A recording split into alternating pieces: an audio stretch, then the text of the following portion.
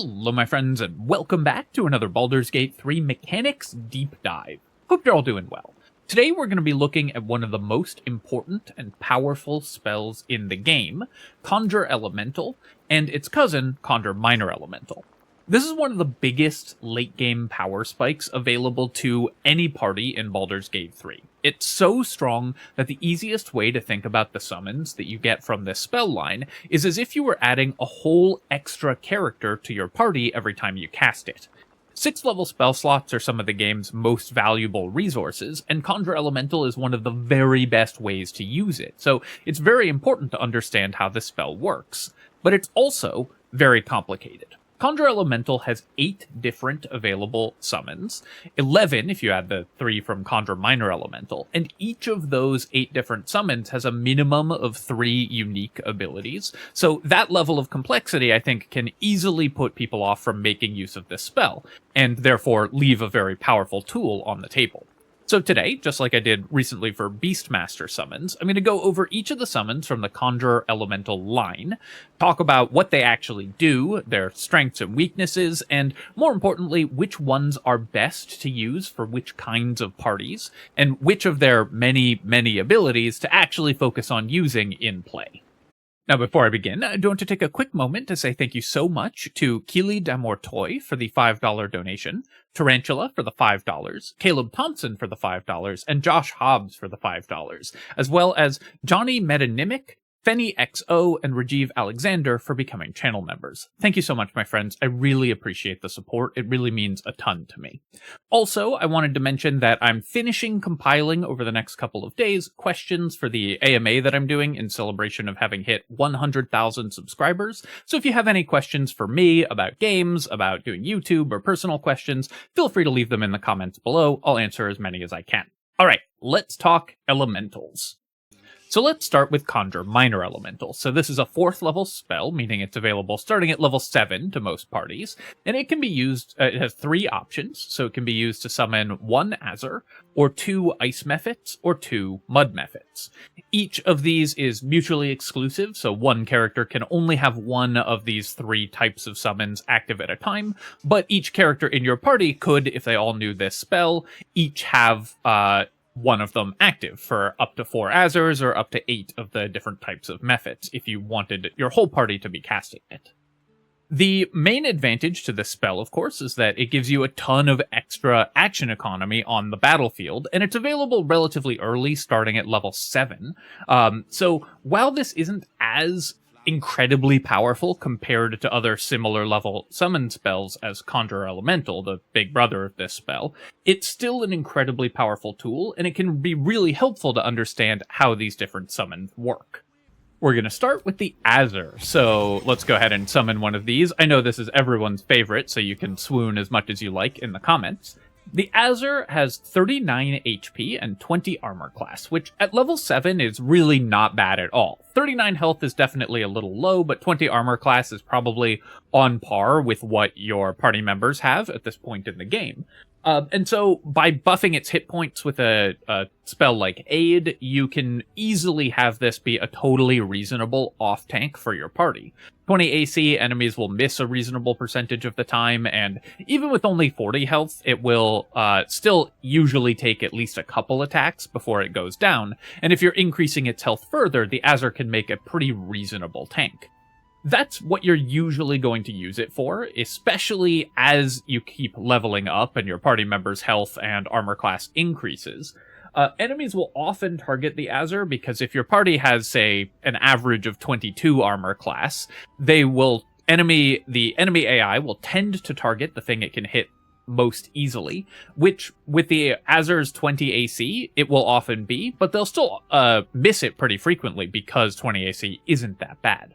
It also comes with a number of offensive abilities, though it's really much more of a defensively oriented summon. So firstly, it has its normal attack. This is 1d8 plus 3 with a d6 of fire damage, which isn't great damage, but is okay, especially at level 7. The main problem with this is it's only a plus 5 bonus to hit, which means that it's not going to hit these attacks that frequently, and so you're really not relying on the Azer for reliable damage, much more as a a unit that can block doorways and hallways, and something that enemies will target with attacks, thereby not using them on your more valuable party members.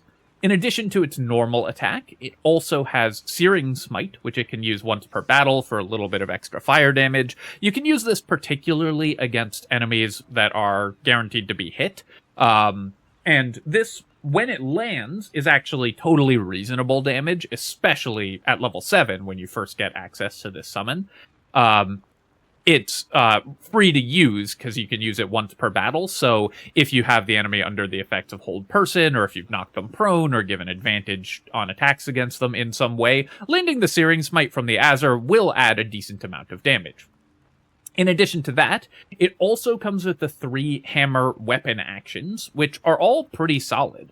Concussive Smash dazes enemies, lowering their armor class and preventing them from taking reactions, and getting daze on a character like the Azer, where you don't have to actually use your party members' actions to inflict daze, is pretty good. Weakening Strike is a pretty powerful debuff, causing enemies to have disadvantage on their attack rolls for 2 turns if it hits. Now, it's a strength saving throw, and the save DC is quite low, but it is still sometimes going to apply a pretty strong debuff. And it's free to use these abilities. You don't give up any damage for doing so. Well, Weakening Strike you do, but the Concussive Smash you don't. And you also get Backbreaker, which can knock enemies prone. This is an extremely strong effect. We all know how good prone is in Baldur's Gate 3. So having 3 good debuffing spells, or debuffing attacks, an okay damaging spell, and just pretty solid defenses, makes this a good all-rounder choice, especially if your party is having trouble absorbing incoming damage. The Azer also gets, and this is kind of its most exciting ability, a bonus action to light everything nearby on fire. This counts your party members, but because it's a bonus action, it can often be good AoE damage against a bunch of enemies. The Burning Fiercely effect causes them to take an additional 1d10 fire damage every turn, and given that the saving throw is a DC 15, a decent percentage of enemies will fail this.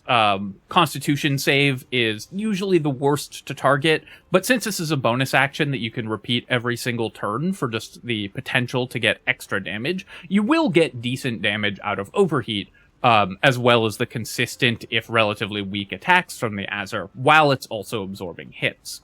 This is probably the best just default summon for Conjure Minor Elemental, especially if you don't like having to babysit your summons to try to keep them alive, because the Mephits are a lot squishier. So you can never go wrong by summoning this guy, and it's especially good if you have clerics in your party to buff its hit points up with aid, where it can actually be a very solid tank that contributes consistent damage over the course of the fight.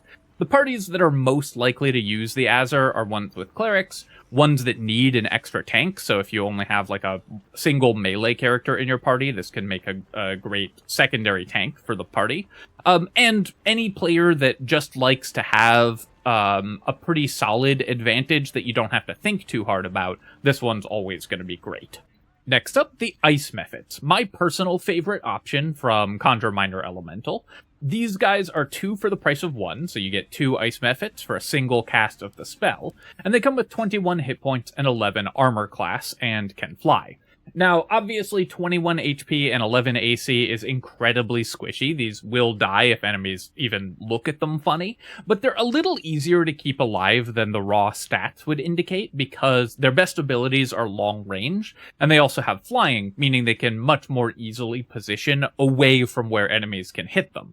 If you misposition them, then they will die, obviously, but with careful husbandry, you can keep the Ice Mephits alive for the entire day and get a ton of value out of them. The second way that you can use the Ice Mephits, because they have Death Burst, is just as a big bomb. You can summon 2 Ice Mephits, have them each detonate for 4d6 cold damage against a tough enemy, and that's basically a fireball, but a cold damage fireball, which can be doubled by getting enemies wet. So that's a totally reasonable way to use this spell as well. The two uses also aren't mutually exclusive. You can have them detonate to kill a tough enemy after you've gotten a bunch of damage value with them over the course of a longer adventuring day, and double dip in terms of how you use the spell as well. So I think that these guys are extremely powerful and also lend themselves to a lot of interesting tactical plays.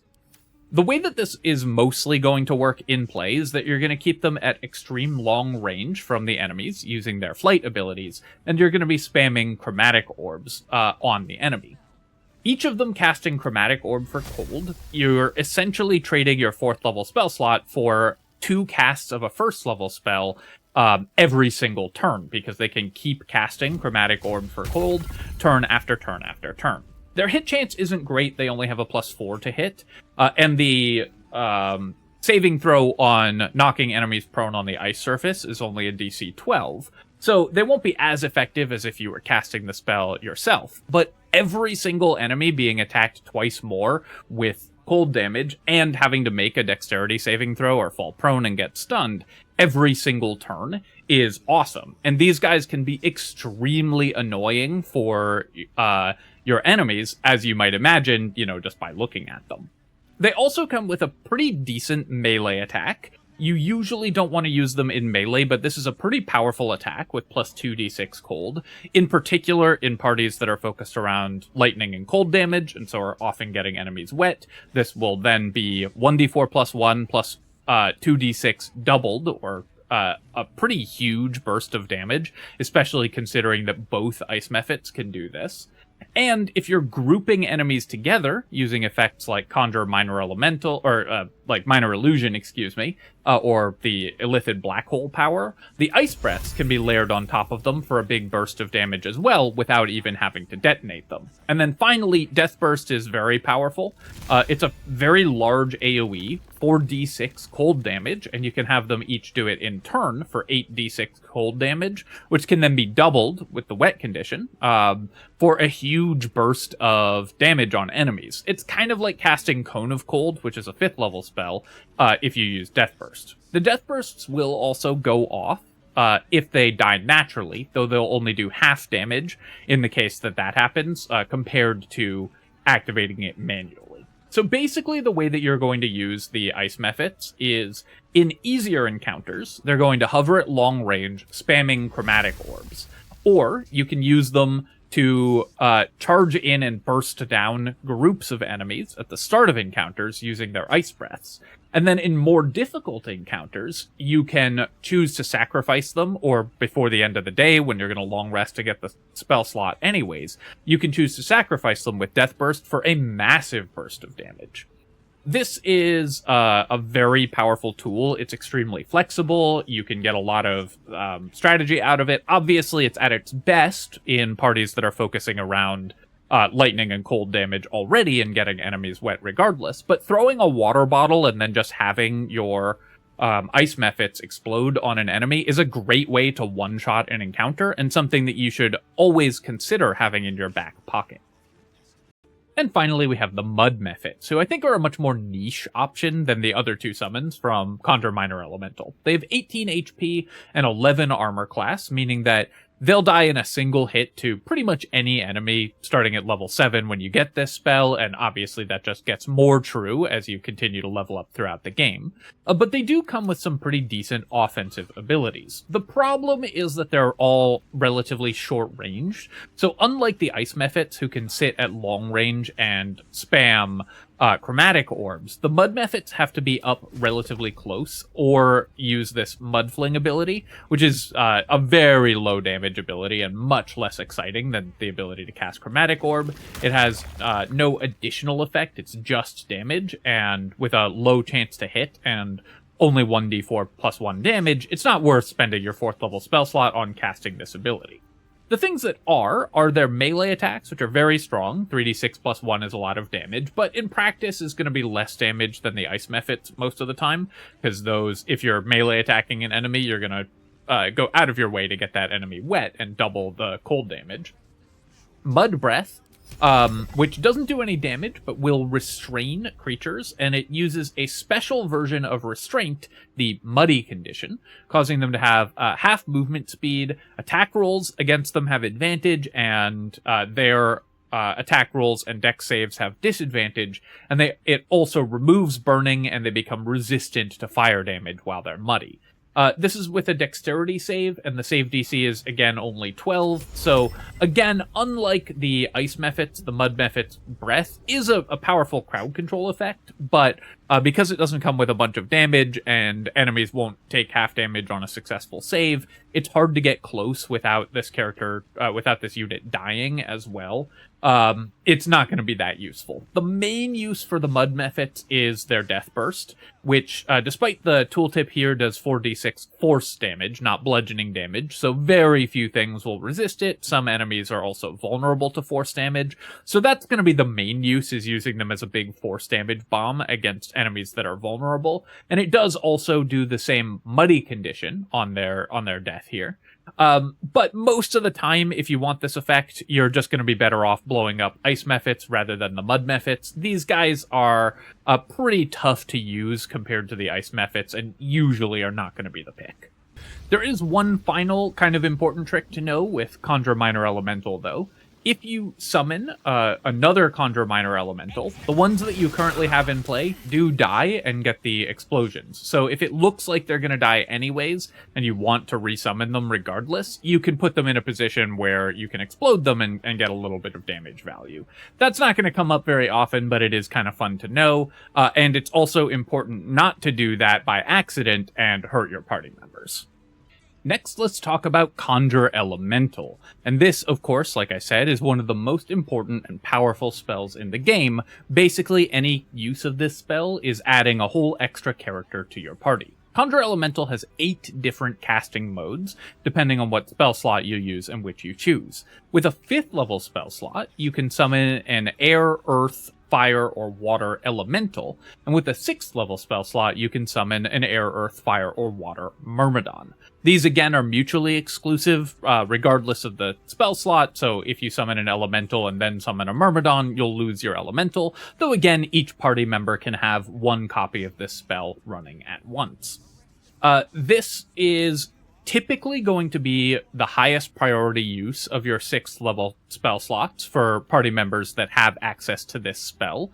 It is overall the 6th level spell that has the most impact in the game, and so when you have the Myrmidon summons, if you don't mind using summons, obviously some players don't enjoy doing that, this is going to be the highest priority for spending your 6th level spell slots. It's just that good. First up, with a 5th level spell slot, the Air Elemental, which had a little less work put into its model than the Mephits or the Azers, I think.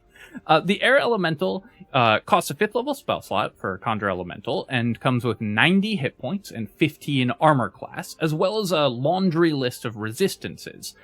This is lower defensive stats than most of the other elementals, but still a pretty reasonable defensive capability. 15 AC is obviously very low, but that can be a good thing because you want enemies to target it, in particular enemies whose attacks it resists. Because it has resistance to non-magical physical damage, so bludgeoning, piercing, and slashing non-magical damage, as well as resistance to thunder and lightning and complete immunity to poison, its 15 AC can actually be an asset, because you can use its flight to get near enemies, and then they'll preferentially target it because they'll be able to hit it more easily, and it will often resist incoming damage. It's still not as good in this role as some of the other elementals, which we'll get to in a minute, but this is a very good use for it, and because of its flight, it's a little more reliable at being able to be in a position where enemies can attack it. That's the main use for the Air Elemental, is that it does, it's very good at soaking hits because it can always be where enemies can attack it, and with 15 armor class, they often will be incentivized to do so. The other important thing about the Air Elemental is, of course, its offensive capabilities, and unfortunately, these are not as strong as the other elementals, thanks to some weird bugs with the difficulty classes for the Air Elemental. Gushing Air, its basic attack, is 2 ranged attacks where enemies have to make a dexterity saving throw for half, and each of them does 2d6 plus 1 thunder damage. This isn't bad. It's pretty reliable damage, very little resists thunder. The save DC is a little bit low, but since enemies will still take half damage on even if they succeed the save, this is okay chip damage, but nothing to write home about for a 5th level spell slot, and not what you would want to spend most of your turns doing. The real combo with the Air Elemental is supposed to be using this multi-attack ability, which is a really strong double attack against an enemy here that hits for 2d4, don't react there, 2d4 plus 2 damage, and 2d4 lightning damage twice, which is a lot of outgoing damage, especially because you can double that lightning damage by getting the enemy wet. But even more importantly, if the enemy is shocked, they take double damage again for 4d4 plus 4 slashing and 4d4 lightning per attack on the multi-attack. That's going to be 16d4 plus a little bit every single turn if you can keep the enemies consistently shocked, which is an enormous amount of damage. Now, the lightning elemental, the air elemental, is supposed to be able to set up the shocked condition itself using primordial gales, its AoE ability, where it causes enemies to make a strength saving throw, or they become shocked and they take 2d6 lightning damage. Unfortunately, the saving throw here, for whatever reason, uses the extremely low intelligence stat of the air elemental to calculate the save DC. So it has a DC of 10, meaning that you'll never actually shock most enemies using this ability. So to get the double damage from multi-attack, you need to have other sources of shock in your party. If you do have those other sources of shock, though, multi-attack is an absurd amount of damage, and because the air elemental both has inherent flight, so it's extremely mobile because of that, and, like all of the elementals, has elemental warp, which is basically a bonus action at-will use Misty Step. It's always going to be able to hit any target that is shocked with multi-attack. So if you have a party that is good at applying shock, whether because you're using it from items or you have spell effects that apply it pretty frequently, there's lots of different ways to apply shocked in the game. Then the Air Elemental's multi-attack is a truly absurd amount of damage. I would almost say that unless you easily apply shock with your party members, you should mostly avoid the Air Elemental, because its base stats are weaker than the other elementals, but if you do apply shock, then it's the best one to use. The Earth Elemental. So the Earth Elemental has 126 hit points and 17 armor class, which are basically perfect stats to act as a tank for your party. 126 hit points is a ton, and maybe like double what your party members have at this point in the game, at level 9. And 17 AC is high enough that enemies will still miss it pretty reliably with attacks, reducing their damage even further, but low enough that they'll still regularly target it over your other party members whose ACs are going to be significantly higher. So as you might expect from an Earth Elemental, if you want a tank, this is the best of the elementals to do that. Even though it doesn't have resistances like the Air Elemental, it's going to absorb a huge number of enemy attacks. And with its large amount of hit points, it'll survive most combats, and you can easily keep it alive. It's also not that much less mobile than the Air Elemental, because it still has the Elemental Warp ability, the at-will Misty Step ability. So if you do start taking a bunch of damage on the Earth Elemental, it can still teleport out of the way and easily live. The Earth Elemental's offensive abilities are also excellent. It has the Soil-Clogged Slam as its basic attack, and there's a couple funny things about this that aren't listed in the tooltip or are a little bit obscured. It does 2d6 plus 6 bludgeoning damage, which is not amazing, but it's actually a small AoE, so characters that are very close together, you can hit multiple of them with this attack, and you can also hit enemies that are under the effect of Sanctuary and stuff like that with this ability, because it's an AoE ability and not directly targeted. But more importantly, when you hit a creature with this ability, they are knocked prone with no saving throw. So no save prone is, of course, incredible. It also leaves behind a mud surface, which is difficult terrain, though since it's such a tiny surface, that mostly doesn't matter. But decent damage and knocking enemies prone with no save is, of course, incredible. In addition to this, you also get the Seismic Strike ability, which can push enemies backwards. Or push creatures backwards, rather. Again, in a small AoE. Now, the problem with this is the same as the Air Elemental's ability, where the save DC is based on your very, very low intelligence as an Earth Elemental. So you almost never want to use Seismic Strike. It looks like it's going to be a cool ability, because Trembling Legs is a pretty decent debuff, and it's got some AoE and stuff, but it's just never going to actually succeed. So your real offensive rotation is going to be Soil Clogged Slam into multi-attack, which, just like the Air Elemental's multi-attack, is a bunch of damage that gets doubled against prone enemies. Since the enemies will get up themselves, you can't set up prone yourself. Like, if you use Soil Clogged Slam to knock enemies prone, they'll stand back up on their turn. So, you will not be able to use Soil Clogged Slam into multi-attack unless you haste this character. But there's lots of ways to knock enemies prone, so you can add a bunch of multi-attack damage. But mostly, the Earth Elemental is here to be a gigantic tank with a huge amount of hit points and great armor class that enemies are very likely to target, and it's going to be constantly knocking enemies prone with no saving throw, which is just an awesome package. Of the 5th level elementals, if you are in doubt as to which one to use the Earth Elemental. It's going to fit in pretty much any party. There is one minor annoyance with this elemental and all but the Air Elementals, is that they don't have flight or jump. So it's going to struggle to follow your characters up ladders and stuff like that, and you'll have to manually have it teleport after your party up ladders, because they have no jump ability or flight ability to do that themselves. So that can get a little bit annoying in terms of quality of life. But even with that minor annoyance, the effect of the Earth Elemental is worth it. It's so powerful and so likely for enemies to waste their turns attacking it, and also to constantly take damage and be knocked prone by it. Next up, the Fire Elemental. The Fire Elemental has 102 hit points and 13 armor class, and this is a pretty severe drawback for this elemental, is that it's significantly squishier than the other level 5 elemental summons. Only 13 AC means it's going to be hit by basically everything that targets it, and while it has a few more hit points than the Water Elemental, it's only 12 more, which does not make up for the lower armor class and lack of resistances. The main advantage that the Fire Elemental has is this 13 AC. If you are playing a relatively squishy party, you can basically guarantee that every enemy attack will go against the Fire Elemental if it's on the field, because they'll be able to hit it really, really easily, and they prefer to target things that they can hit.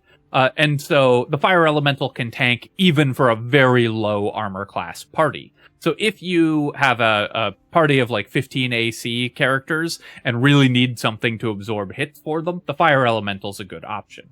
The other main use of the Fire Elemental is that it is very high damage, thanks to how easy it is for it to set up its double damage multi-attacks. Its multi-attacks do the same 2d4 bludgeoning plus 2d4 elemental damage and are doubled against burning enemies. And it's very easy to have burning enemies. Burning is one of the easiest, the generally easiest status effects to apply in the game, and in particular for the Fire Elemental, whose basic attack also applies burning without a saving throw. Just like the Earth Elemental, this is a small melee AoE, so you can occasionally hit 2 creatures with it if you place it carefully. And just like the Earth Elemental, there's no saving throw against the burning effect. If they're hit with this attack at all, they will end up burning, and then they'll start taking double damage from the multi-attacks. You can also do a kind of mini fireball with this, with Erupting Cinder, and it's basically half a fireball. Again, just like the other elemental summons, as you can see here, the saving throw is based on the elemental's intelligence, and so enemies will almost always take half damage from this. But 2d6 AoE damage at range is okay on a relatively squishy summon. I will say that the Fire Elemental, I think, is overall the one that you're going to use the least often of the elemental summons. Its damage is easier to set up, but not so much easier that makes up for its relatively lower stats. And while it can be useful as a tank if you have an extremely low AC party, it will actually die fairly quickly because of its extremely low armor class and not having the resistances that the Air Elemental has. So while it's good in those cases, if you just need high, easy to set up damage and can't like shock enemies, or need to draw enemy attacks to a really low AC summon, I think most of the time you're going to be going with one of the other elemental summons. And finally, the Water Elemental, who, alongside the Earth Elemental, I think is the other main powerhouse at level 5 from Conjure Elemental. The Water Elemental has 114 HP, so not that much less than the Earth Elemental, and 14 armor class, which is obviously significantly lower, but for low AC parties, I think that this is exactly the type of tank that you want.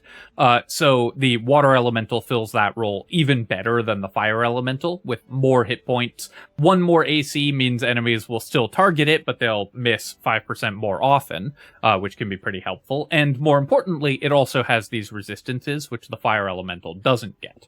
Acid resistance is less relevant than fire immunity, but the resistance to non-magical damage here is extremely important, and will allow your Water Elemental to survive more easily. The other main thing that the Water Elemental brings to the table is top-tier offense for the Elemental. It has this slam ability, and remember, all of its damage is cold damage, which in Baldur's Gate is the best damage type, because you can double it with the wet condition. But even more so, the slam ability here, though it doesn't list it in the tooltip, applies chilled for 2 turns to any creature that you hit with it, again with no saving throw.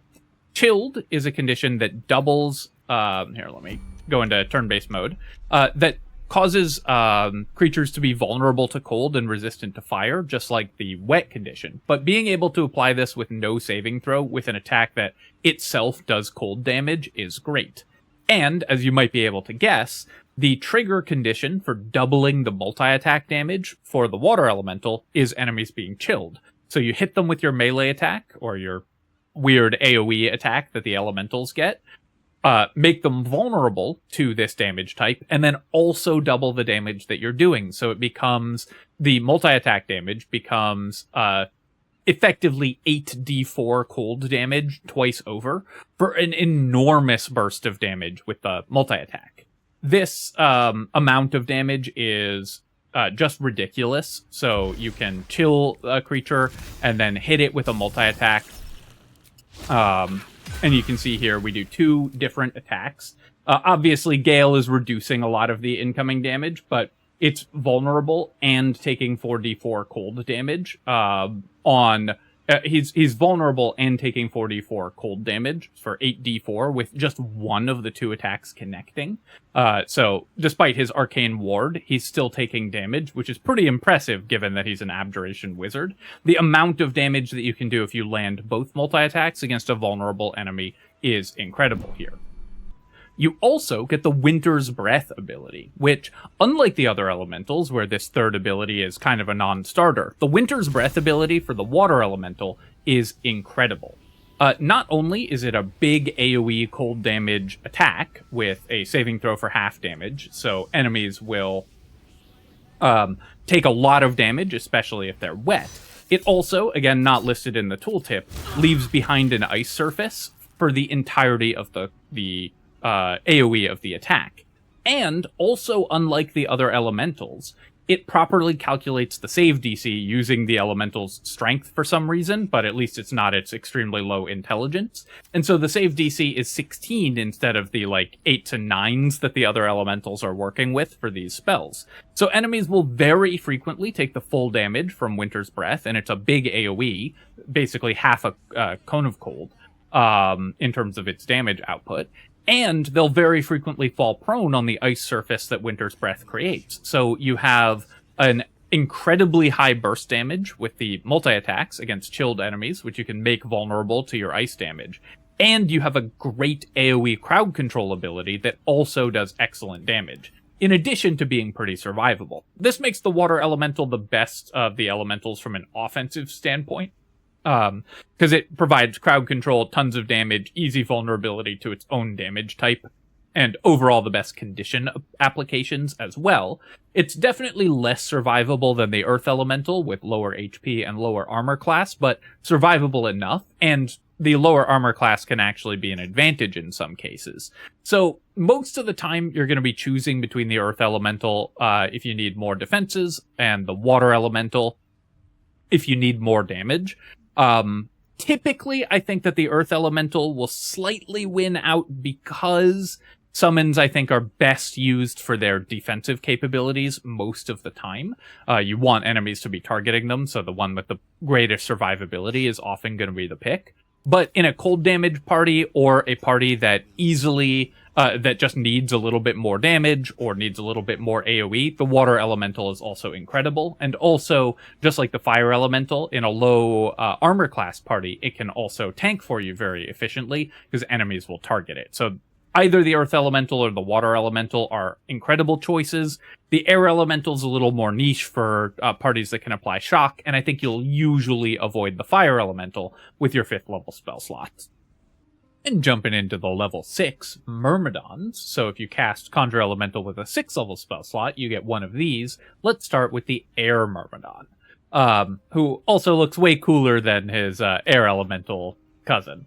The Air Myrmidon has 18 armor class and 117 hit points, and also comes with the same resistances that the Air Elemental came with. So this guy is very hard to take down. 18 armor class is not obviously amazing starting at level 11. Enemies will still usually hit this summon, but 117 hit points, especially because you can buff that further with Aid or Hero's Feast, is quite respectable. And given that you have a bunch of resistances to very relevant damage types, there will still be non-magical attacks at this point in the game as well. It's going to be pretty difficult to knock down the Air Myrmidon, making it an excellent tank. 18 AC is also around the right point where you can get enemies to target this character, but they will still miss some of their attacks, which is exactly what you want in the form of a tank. It also comes with great crowd control. And so generically, I think the Air Myrmidon is the easiest of the Myrmidons to use and is going to fit into pretty much any party. I will say with Conjure Elemental at level 6, there's no wrong answer. You can summon whichever one you like the look of the most or fits best with your party's flavor, and you'll get an extremely powerful character. But the Air Myrmidon is generically, I think, the one that's going to fit into the most parties and be most useful in most scenarios. Because of its great defensive capabilities, it's going to stay alive a long time, and it also comes with really nice attacks. Let's start with its utility stuff. So it has invisibility here, allowing it once per short rest to just become invisible. That's pretty useful, and it lasts until long rest, so you can use this to trigger surprise on enemies, or you can use it as an emergency panic button if you have your Myrmidon start taking too much damage and you want to keep it alive. You can have it turn invisible, and then enemies will target something else. It also comes with the Electrified Flail attack in melee, and you're going to use this over the basic melee attack all the time. There's no cooldown on it or anything. It does more damage and also has a chance to stun. This melee attack is really powerful. It has a pretty good hit chance. I guess we got a critical hit here, but you can see that it has... Oh, come on, show me the tooltip here. Here we go. It has a plus 11 to hit, which means that it's going to hit pretty frequently, even against endgame enemies. And then also does a bunch of lightning damage, the D8 base lightning damage, and then another additional D10 lightning damage, which of course, because it's lightning, can be doubled with the wet condition. Even more importantly, enemies have to make a saving throw or they become stunned for 2 turns, and a 2-turn stun is ridiculous. Now, the save DC on this is very low. It's only a DC 13, but a DC 13 is enough that enemies will still occasionally fail it, and since it's free, they have to roll it every single turn, and you basically win the encounter immediately if they fail the saving throw against this. This is an incredible rider effect to add to just your basic weapon attack that you were already going to be doing. In addition to that, you also get the Raging Vortex ability, which summons for 10 turns a big old tornado here. And enemies or creatures inside of it take 2 d8 bludgeoning damage per turn and are silenced with no saving throw. So anything inside of the vortex here is immediately silenced. No save silenced alongside some damage is, of course, a pretty powerful thing to have on just a summon. Obviously, you can use the silence spell for a similar effect, but the fact that it does consistent damage and it's your summon casting it, so you're not wasting your party members' turns or concentration, makes this incredible. It's also not concentration, the Raging Vortex, which means that it can't be knocked off by dealing damage. Let's move Karlach out of it before she keeps yelling at us too much. You can't lose concentration on this spell by taking damage, and in fact, the only way to cancel Raging Vortex is to cast another one, or wait for the 10-turn duration to expire, which is pretty funny. Between having a great no-save crowd control ability and a great repeatable, if low DC, crowd control ability attached to a lot of damage and incredible defenses, the Air Elemental is just always going to be an excellent option for any party, especially if you're doing wet and cold stuff. The Earth Myrmidon. So, of course, as you might expect from being the Earth Myrmidon, this is the best defensively, and if you need a frontline bruiser that just dishes out and takes damage, this is your guy. The Earth Myrmidon has 127 hit points and 18 armor class, but in practice, the armor class is always going to be 20, because you'll use the Muck to Metal ability every time you're in combat. It just takes movement speed to use it, and raises your AC by 2 for 4 turns, so you'll always have 20 armor class.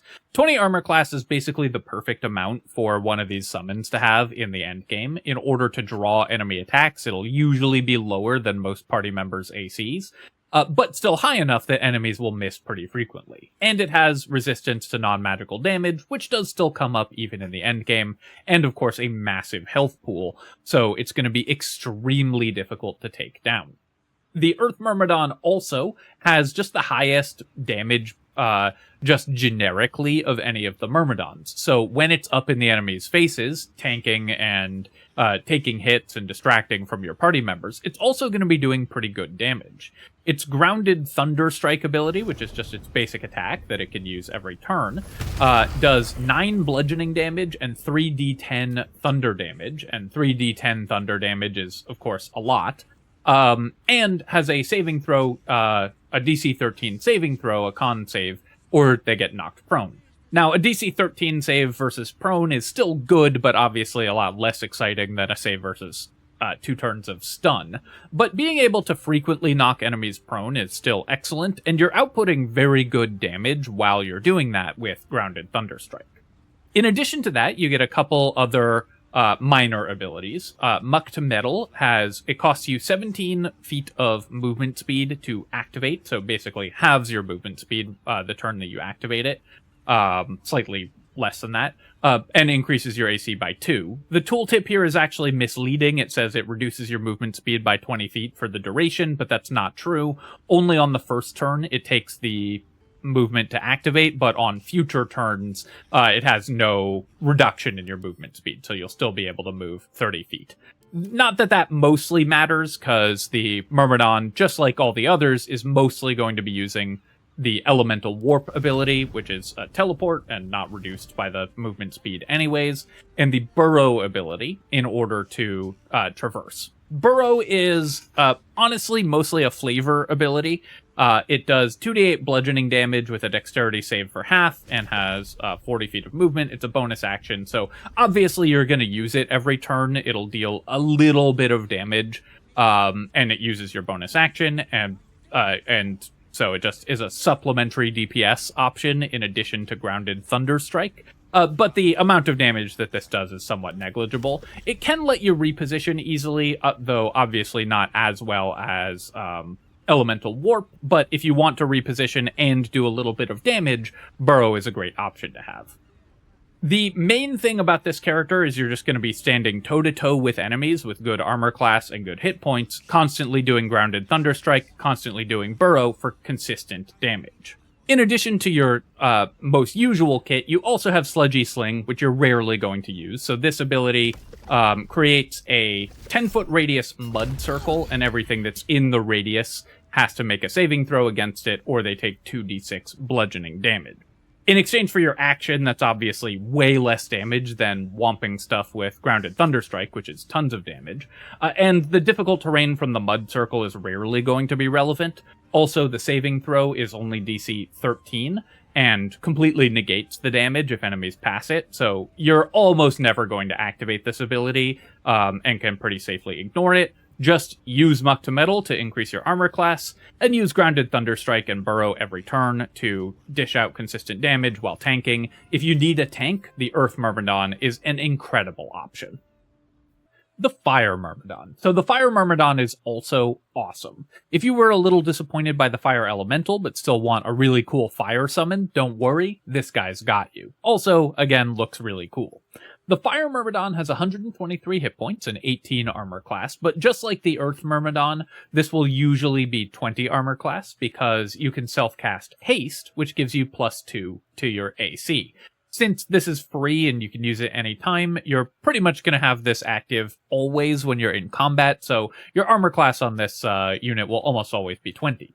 Similarly to the Earth Elemental, 20 armor class is the perfect number for a late-game tank, in my opinion, where enemies will still miss you relatively frequently, but will usually target this character, and the hit points are not that much lower than the Earth Myrmidon, so it's going to be able to take a lot of damage before it can possibly go down.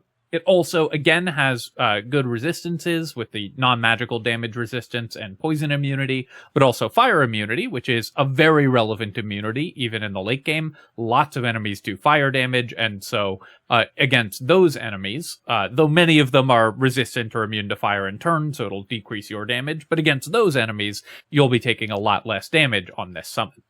The Fire Myrmidon also has Hellish Rebuke, so and this is usable at will with no cooldown or anything, but though takes your reaction. So every turn when attacked, you're going to be able to Hellish Rebuke for 2d10 fire damage. This is a small increase to your damage output, but since you want this creature targeted anyways, Hellish Rebuke doing consistent damage to the enemies is still pretty good, and is going to, again, add more damage to this already high damage creature. The Myrmidon's Immolation, which I talked about already, casts haste on you for 3 turns. Now, the first turn, it's going to take an action, but you'll still be able to do one more action because you're going to have haste. And then for 2 turns, you get to double act, and then you do get stunned at the end of the 3 turns. So, in longer fights, this can sometimes cost you turns, but you'll still be net positive on actions, because you'll have gotten, instead of 4 actions over 4 turns, 5 actions over those 4 turns, 1 the turn you cast it, 2 the next 2 turns, and then 0 on turn 4. And because you're also front-loading those actions, they're more valuable because you're going to be able to do more damage, kill enemies before they can act, and do more burst damage. So you want 100% uptime on Myrmidon's Immolation, cast it every time you're in combat. What you're going to be doing when you have this haste effect up is double using your major abilities, and there are 2 main attacks available to the Fire Myrmidon. You have your basic attack here, but this is strictly worse than your special attack, Scorching Strike, so you don't ever really need to use the basic attack. But Scorching Strike does okay slashing damage with a potential to burn. It's decent single target damage, lower than the Earth Myrmidon, but since you can use it twice in a turn thanks to being naturally hasted, is still going to keep up okay with the Earth Myrmidon's damage. And you also have Cinderous Swipe. Cinderous Swipe is AoE, and is a pretty good cone attack. Again, the damage in sort of the basic damage is nothing to write home about. But given that you can use this multiple times in a turn, it's again just going to be very solid, very consistent damage, turn over turn, that you can use repeatedly. 2d6 fire damage plus 2d6, one of which is slashing and one of which is fire, and 7 slashing damage in an AoE, right? 4d6 damage, 4d6 plus 7 damage in an AoE twice per turn is basically, again, casting Fireball every single turn when you have this creature attacking multiple times in a turn. So it's going to do pretty consistent AoE damage, be excellent at tanking, and is a great great option for any party, but especially parties that really want a frontline bruiser. The main downsides of the Fire Myrmidon are that it does a lot of fire damage, and there's a lot of enemies who are immune or resistant to that, so it's going to be a little less reliable in terms of single target, especially, damage output compared to the other elementals, because it's all fire damage. But it also kind of makes up for that by being the most mobile of the Myrmidons, with flight and self-hasting and the bonus action teleport. It can move an incredible distance in a single turn, letting you always be in position to do damage. So where I would use the Fire Myrmidon in particular is with especially high movement speed parties, because it can keep up with them more easily, and with flight and teleports it can stay on top of enemies a little more effectively. Also, for any party that struggles with AoE damage, the Fire Myrmidon is a great pick. Where you might not want it is if you need a really dedicated tank, where the Earth Myrmidon does a slightly better job of that, or if you are fighting a lot of enemies that are resistant or immune to fire damage, which in the late game is definitely a consideration, so you may want to vary which summon you take day to day, depending on the enemies that you're going to be facing. But this is always going to be a very solid choice. And last but definitely not least, the Water Myrmidon. So before patch 8, this was, I think, basically the slam dunk of the 4 Myrmidons, because it could easily apply wet to an entire encounter. They've removed that ability, but it's still an incredible choice, and easily holds its own with the other Myrmidons. The Water Myrmidon has 127 hit points and 18 armor class, so the same stats as the Earth Myrmidon, but also plus 4 initiative compared to the Earth Myrmidon's plus 0, so it's much more likely to go first in combat, which is extremely relevant.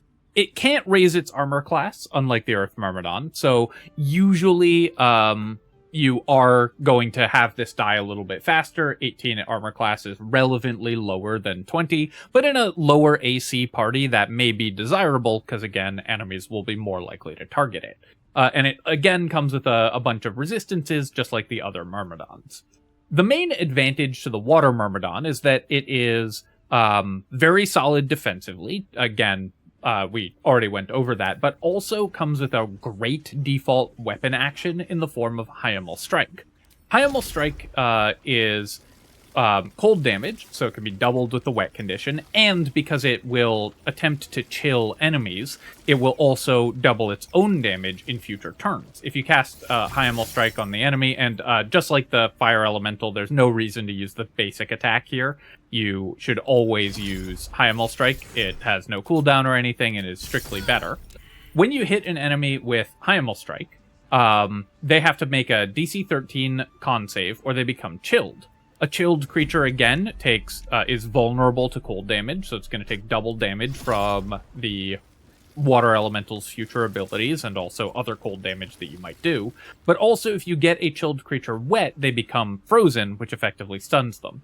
So while it's a slightly more roundabout stun than the Air Elemental, it's a similar situation where you have a great damage spell, and it can be a regular stun, just with a little bit more work than the Air Elemental. But in addition to providing a stun, it also increases its own damage and provides vulnerability to other forms of cold damage. So in a cold synergy party, or a party that is easily able to get enemies wet, the Water Elemental's Hyammal Strike is incredible. It also comes with these explosive icicles, and this lets you fire effectively 3 chromatic orbs, again, each creating an ice surface. And ice surfaces are, of course, very, very good. This is available only once per turn, so even hasted, you can't use it multiple times.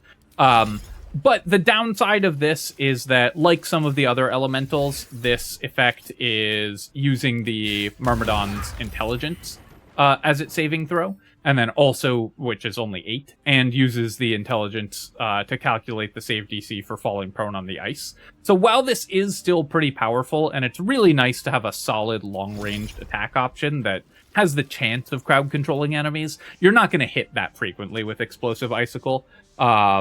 And it won't do it won't do as much damage or as much knocking enemies prone as you like, thanks to the very low DC. But this is still a totally reasonable way to spend your turn if you can't get this summon into melee, or if for whatever reason you want to keep it far back to like pull enemies closer, where they will then have to dash on their turns and so on. So again, this summon is just going to be excellent in any party that can provide wet and cold effects. Because it's just going to solidly stand toe-to-toe with enemies and apply vulnerability to the thing that your party does. But it also has a really cool additional ability. So I've gone ahead and started a combat because healing vapors can only be used in combat, and this is one of the Water Myrmidon's coolest abilities. This is also the one that was nerfed in patch 8. Healing Vapors heals every creature within 30 feet of you for 2d8, which is a pretty substantial heal. You can just use this as a heal on your party if they're starting to take damage and you just need some healing. That's not the best use of an action most of the time. It's not going to be like the most efficient use, but it's still a totally respectable use, and sometimes you just need some healing. If you hit 4 party members with this, this is an average of 28 healing, which is, for an action, not awful. Importantly, it is important to note that it'll heal enemies as well. So if you cast Healing Vapors here, it's going to heal enemies in the radius. But even more importantly, it also creates a gigantic water surface. Water surfaces are, of course, incredibly powerful in Baldur's Gate 3 because you can turn them into ice surfaces by hitting them with cold damage. And since your party is very likely to want to do cold damage if you are using a Water Myrmidon. Let me just pass the turn here so we can show this off. Having the ability to create this large a water surface with an action at will can be extremely useful. It doesn't take a spell slot or anything, or use a water bottle or a water barrel in order to do it. And then all you have to do is hit it with cold damage, and you've created an enormous ice surface. If you have your party member hit it with cold damage, then it will... to freeze the water surface. It'll use their spell DC, which will probably be pretty high if they're the wizard casting the Myrmidons in the first place. So you can create these gigantic ice surfaces very easily using Healing Vapors. If you move the Water Myrmidon into the middle of a group of enemies to do this, cast Healing Vapors and make a big ice surface, it's the Myrmidon itself is immune to prone, so it's not going to fall over on the ice surface that you've just created, meaning it can still run away or act freely, and of course it can fly or teleport if you want it to move away further. So you don't have to worry about the ice surface unless your other party members are in the radius. So you can either use Healing Vapors as a big heal for your party members by positioning it where it won't hit enemies, or as an enormous water surface to set up crowd control on enemies. Either of those are great uses, and while they're a little more situational than just bonking things with your weapon attacks, it is very useful to have these for encounters where they're going to be good. And often, of course, the parties that would want to summon the Water Myrmidon because they care about wet surfaces, they do cold damage, are going to be the best at using these effects as well. So for cold and wet parties, the Water Myrmidon is usually going to be the favorite. So to quickly sum up Conjure Elemental, because I've presented a lot of information here, so it can be helpful to have it kind of summarized in one place. You're going to use the Air Elemental if your party easily applies Shock, because then it does the most damage. Or if it annoys you, the other elementals not having fly or jump and constantly getting stuck as you walk around the map, the Air Elemental doesn't have that problem, so that can give you higher quality of life. The Earth Elemental is the best for tanking and for sort of single target crowd control, and the water elemental is the best for damage dealing, and if your party is particularly low armor class, is going to be the best option as a tank because its lower AC will make enemies target it. The fire elemental is a much more niche pick and is usually going to be picked only if your party has very low AC and you need something to take damage for them, or if burn is the only effect you can trigger and you want the multi-attacks from the fire elemental. With your 6th level spell, the Air Myrmidon is an excellent mobile crowd controller. It's going to lock down dangerous enemies very easily with its consistent stuns, and it's especially good against enemy spellcasters because it has a no-save silence. They'll tend to have low constitution saves, so they'll fail against Electrified Flail more frequently, and it's extremely mobile with flight and teleport, so you can easily get it on top of the enemies that you need it to kill. So if you need sort of single target crowd control, especially if your party suffers from trying to kill enemy archers or mages that are normally out of reach, the Air Myrmidon is a great pick. The Earth Myrmidon doesn't have flight. It's the only one that doesn't have flight, so it does have the same out-of-combat problems that the other elementals do, which the other Myrmidons don't.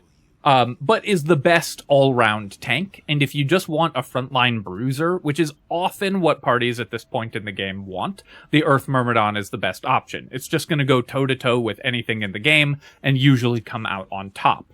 And since you often just want these summons to absorb damage, it's always going to be a great choice. The Fire Myrmidon is very similar. It's only very slightly less tanky than the Earth Myrmidon, and it's much more mobile and higher damage, but doesn't have the kind of standing toe-to-toe dealing reliable single target damage, and it will sometimes stun itself, making it less of a valuable tank, and it'll die faster during the turns when it's stunned.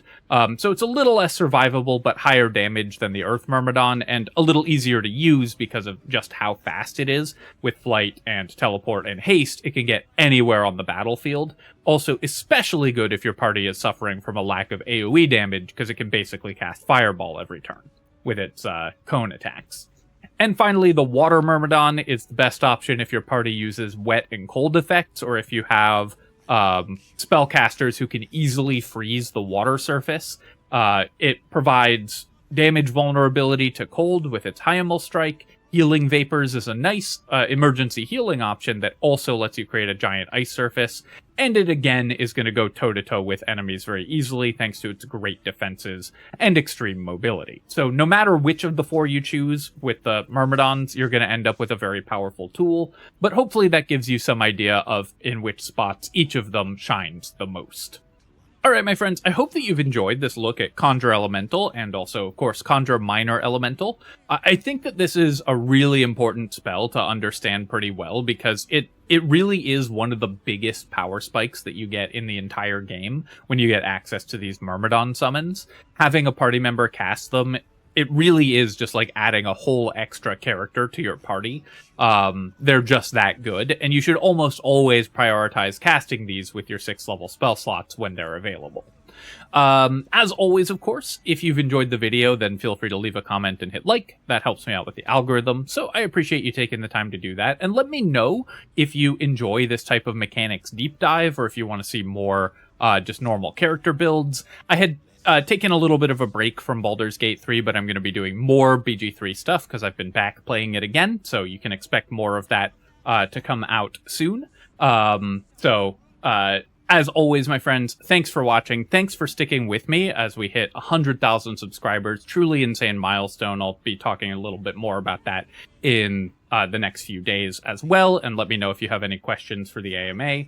And as always, of course, you can subscribe to my channel for more Baldur's Gate 3 mechanics and guides and other strategy game analysis. Cheers, folks.